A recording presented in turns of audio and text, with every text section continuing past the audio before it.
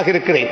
எனவே இவ்வாறு நேர்மையாக அரசியல் செய்கின்ற எம் மீது இல்லாத பொல்லாத அபாண்டங்களை சுமத்தி எம்மை சிறையிலே அடைப்பதற்கான அதற்கான நடவடிக்கைகளை இந்த நாட்டிலே செய்வதனூடாக எமது அரசியல் பயணத்தை தடுக்கலாம் அல்லது எமது அரசியல் பயணத்தை இல்லாமலாக்கலாம் என்று இவர்கள் சதி செய்வார்களாக இருந்தால் அவர்கள்தான் தோற்று போவார்களே ஒழிய ஒருபோதும் உண்மை பொய்யாக முடியாது.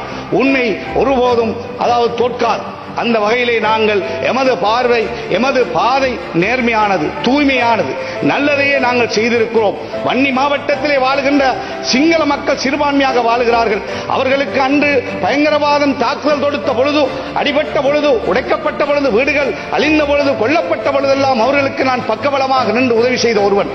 அதே போல 2009ஆம் ஆண்டு யுத்தம் முடிந்து மெனிக்வாமுக்கு தமிழ் சகோதரர்கள் வந்த பொழுது அவர்களுக்கு பக்கபலமாக நின்று நான் அந்த மக்களுடைய மீள்குடியேற்றம், அந்த மக்களுடைய பரிபாலனம், அந்த மக்களுக்கான அடிப்படை வசதிகளை பெற்றுக் கொடுப்பதிலே செய்யக்கூடிய அத்தனை வசதிகளையும் வாய்ப்புகளையும் வழங்கி என்னை முழுமையாக அர்ப்பணித்து தமிழ் சமூகத்துக்கு நான் என்னால் முடிந்த அத்தனை உதவிகளையும் நான் செய்திருக்கிறேன்.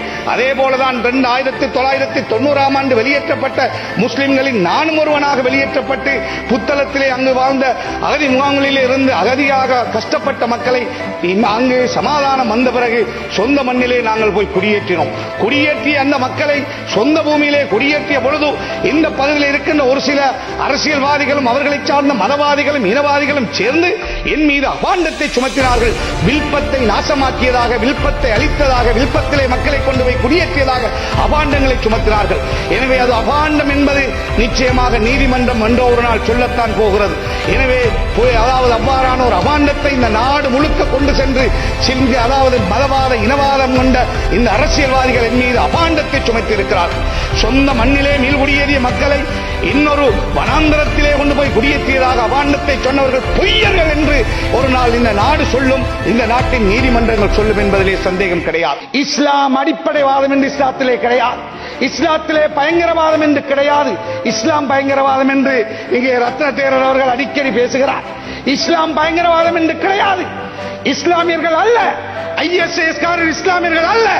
இஸ்லாத்திலோ எங்கும் ஒரு இடத்திலும் இவ்வாறான கொடூர தாக்குதல்களை செய்யுமாறு இஸ்லாமிய எந்த மார்க்கத்திலே எங்கும் கிடையாது.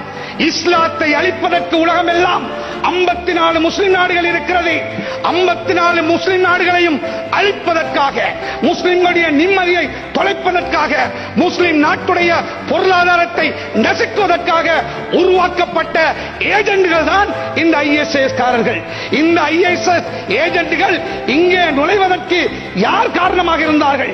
ஏன் இவ்வாறு வரப்போகிறார்கள், குண்டு வைக்கப் போகிறார்கள்? இந்த நாளிலே இவ்வாறெல்லாம் தெரிவித்த பிறகும் இது அத்தனையும் நடந்து முடியும் வரை இருந்துவிட்டு இன்று 10 குற்றச்சாட்டை என் மீது சுமத்தி நம்பிக்கையில்லா பிரேரணை, அதே போல எங்களுடைய முஸ்லிம்களுடைய சொத்துக்களை சூறையாடுகின்ற காடைய காவாளிகள் மினுவாங்குறையிலே, கட்டிப்பொலையிலே, சிலாபத்திலே, இன்னும் பல ஊர்களிலே போய் சொத்துக்களை எல்லாம் அநியாயமாக சிதைத்தார்கள்.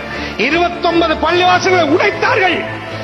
அமீர் என்ற ஒரு சகோதரரை 4 பிள்ளைகள் பார்த்துக் கொண்டிருக்க அவருடைய வாய்க்குள்ளே அசிட்டை ஊத்தி அடித்து கொன்றார்கள். இதையெல்லாம் போலீசாரும் இராணுவமும் பார்த்துக் கொண்டிருந்தார்கள். அண்மையில் இங்கே ஒரு சகோதரர் பேசினார், பிமல் ரட்நாயக்க சொன்னார், பாடசாலையிலே உள்ளே ஒரு பிள்ளையை பார்க்க சென்ற தந்தையை கொலை செய்திருக்கிறார்கள், சுட்டிருக்கிறார்கள் பாதுகாப்பு தரப்பு. ஒரு நிராயுதபாணியாக வந்த ஒரு தந்தை சுடப்பட்டிருக்கிறார். ஆனால் இன்னும் 300-400 காடைகள் கூட்டம் சிலாபத்திலே, கட்டிப்பொலையிலே பகலிலே தொடங்கி அந்த இரவு வரை ஒரு 10-12 மணித்தியானத்துக்குள்ளே 300 கடைகளை எரித்து 9,000 வீடுகளை 900 வீடுகளை உடைத்து 29 பள்ளிவாசல்களை உடைத்து ஒரு சகோதரை கொலை செய்து 7 பேரை அடித்து காயப்படுத்தி இந்த அநியாயத்தை எல்லாம் செய்த பொழுது இந்த போலீசாருடைய, இந்த இராணுவத்துடைய துவக்கு வெடிக்கவில்லை, அவர்களுடைய தோக்குக்குள்ளே குண்டிருக்கவில்லை, அவர்களை துரத்துவதற்கு கூட கையில் இருந்த ஆயுதம் பயன்படுத்தப்படவில்லை.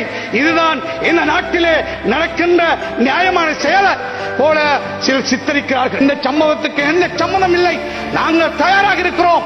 இந்த நாட்டிலே எந்த ஒரு அடிப்படைவாதம் வளராமல் இருப்பதற்கு, இந்த நாட்டிலே ஒரு பயங்கரவாதம், இன்னும் ஒரு பயங்கரவாதம் வந்துவிடாமல் இருப்பதற்கு, இந்த நாடு அழகான இந்த பூமியை பாதுகாப்பதற்கு எங்களாலான முழு முஸ்லிம் சமூகமும் ஒன்றுபட்டு நாங்கள் கடந்த நாட்டிலே வாழ்ந்த பொழுது எந்த பயங்கரவாதம் அதே போல தொடர்ந்து செயல்படுவதற்கு நாங்கள் தயாராக இருக்கிறோம். அஸ்கிரி எம்எல்வத்து மகாநாயக்கர் தேரர்கள், அதே போல ஏனைய தேரர்கள், அதே போல கார்டினல் அவர்கள், பிஷப், அதே போல பிஷப் அவர்கள், அதே போல இந்து மத தலைவர்கள், இஸ்லாமிய மத தலைவர்கள் எல்லோருமாக நாங்கள் ஒன்றுபடுவோம். நாங்கள் உங்களிடத்திலே கேட்கிறோம், தயவு செய்து இந்த ISIS பயங்கரவாதிகளையும் இலங்கை முஸ்லிம்களையும் குறித்து பார்க்காதீர்கள். இது முஸ்லிம்களை கொள்வதற்காக, முஸ்லிம்களுடைய பொருளாதாரத்தை அழிப்பதற்காக, 54 முஸ்லிம் நாடுகளுடைய நிம்மதியை தொலைப்பதற்காக சதிகார ஏகாதிபத்திய சதிகாரர்களால் உருவாக்கப்பட்ட பயங்கரவாதிகள் தான் இந்த ISIS. இவர்கள் குர்ஆனையோ ஹதீஸையோ நபியையோ உண்மையான இஸ்லாத்தையோ பின்பற்றுபவர்கள் அல்ல. இஸ்லாம் கொலையை மறுக்கிறது. கொலை, தற்கொலை இஸ்லாத்திலே தடுக்கப்பட்டிருக்கிறது.